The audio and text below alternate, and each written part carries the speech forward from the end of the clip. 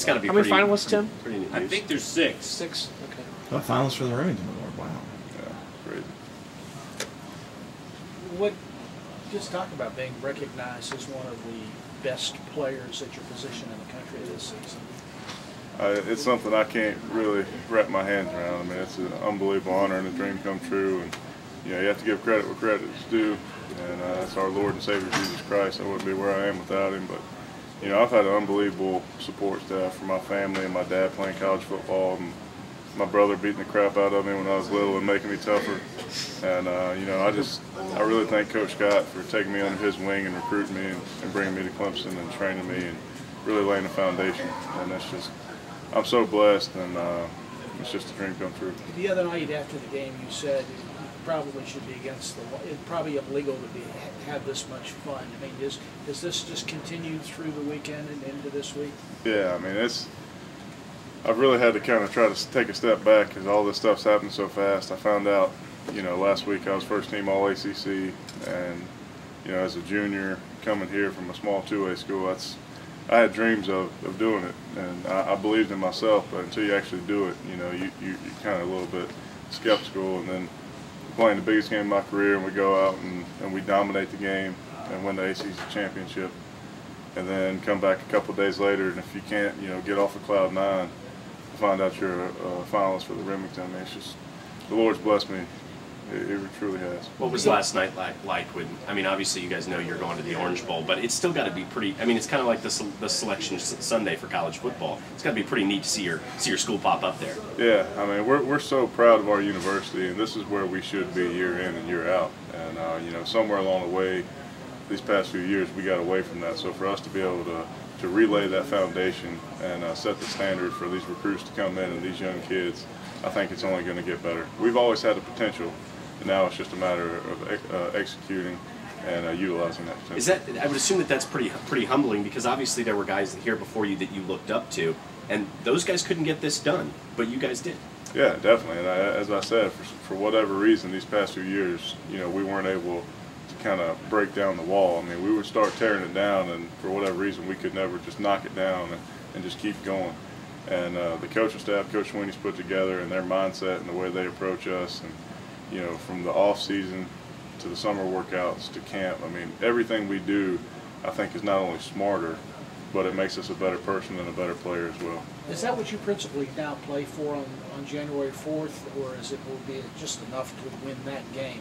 And I'm thinking in terms of taking the program to the next, even the next level as a senior next year. Well, I mean, to be in a BCS Bowl is an unbelievable accomplishment for us, especially seeing where we were last year. I mean, we had a losing record, 6-7 ball club that, you know, were really so close in a lot of games, but could never kind of push through. So for us this year to be able to kind of, as I mentioned, break those walls down and just take strides and move forward, it's a huge accomplishment for us. And I think ending the season winning a BCS bowl game, I mean, it doesn't get any better than that. Did that feeling hit you Saturday night?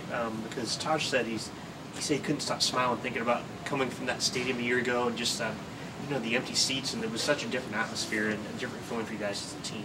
Yeah, I mean, the feeling we left with from the Monica Car Care Bowl in Charlotte was miserable. I mean, that's the first losing season Clemson's had in forever, and that's totally unacceptable. And none of us came here to be a part of that. So to be there, you know, less than a year later to win our conference, it's unbelievable, man. Words just can't describe it, but you know, it just goes to show you that hard work pays off, and you should never grow tired of doing the right things, because we were doing the right things. We just couldn't, you know, take that next step. And for whatever reason, we struggled, but we never gave up.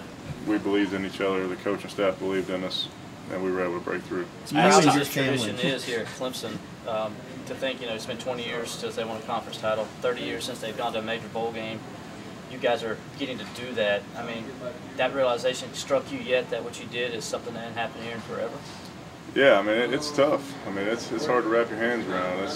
Everything's just kind of all new to us right now, but you know, we're unbelievably focused. I think we're all excited, and you know, we're all proud of what we've done, but at the same time, we're not satisfied. I mean, the last 3 or 4 games of the season, we really just did not play well at all. Luckily, we were able to play one of our best games when it mattered most.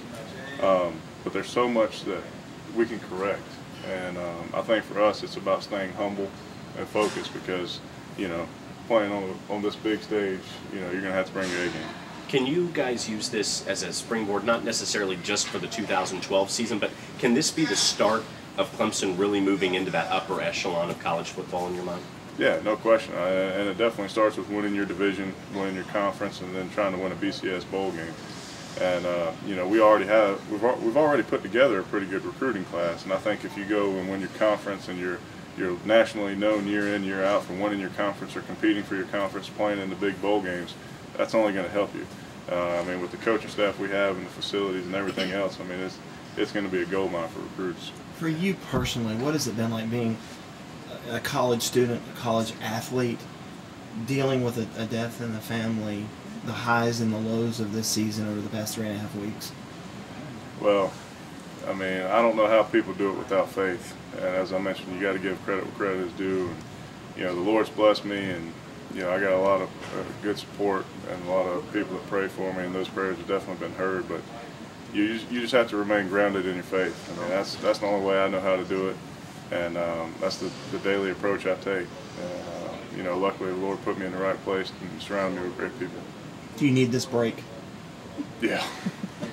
Yeah, we just played the NFL season. I mean, 13 games with a bye week, 14 weeks, plus all of camp. I mean, we're pretty beat up.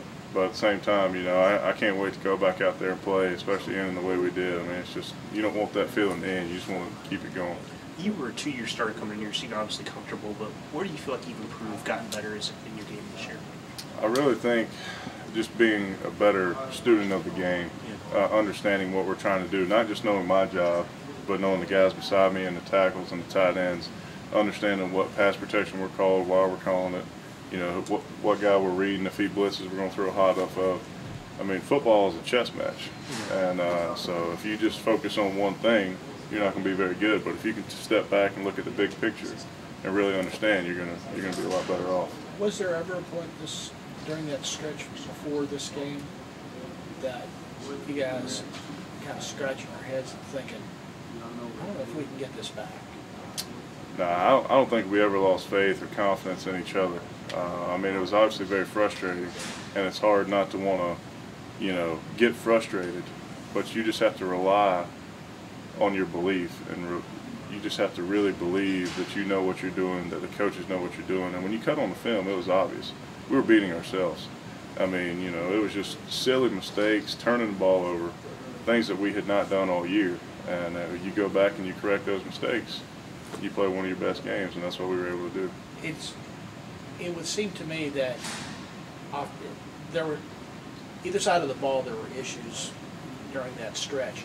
It would seem to me that, based on what I watched early in the game the other day, that you guys on offense had to draw some energy, some synergy from what you saw the defense doing. They were playing at the top of their game. Did you guys feed off that? Oh, definitely. We feed off of each other, and that we had been pulling the rope in, you know, opposite directions these past few weeks, and we knew if we could finally put it together and just help each other, you know, the rope was going to eventually start coming our way. And we needed a spark. We went out, we moved the ball a little bit, had an okay first drive. Defense went out, turnover. And we just said, you know what, the spark's been lit. Let's pour some gas on this fire and blow this thing up. And, you know, we were able to kind of execute. And it was just a lot of fun. Anything else?